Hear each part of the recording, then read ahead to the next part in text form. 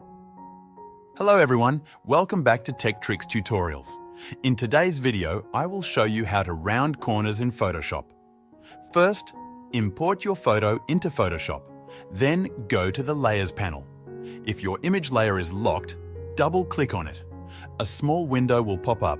Just click OK, and the layer will be unlocked.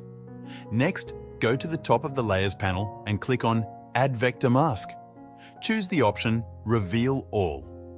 This will add a white mask box next to your image thumbnail. Then go to the toolbar and choose the rectangle tool.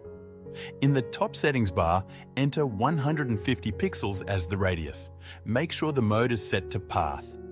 Now click and drag to draw a rounded rectangle over your image. As soon as you release the mouse, you will see that the corners of your image are now rounded. That's it.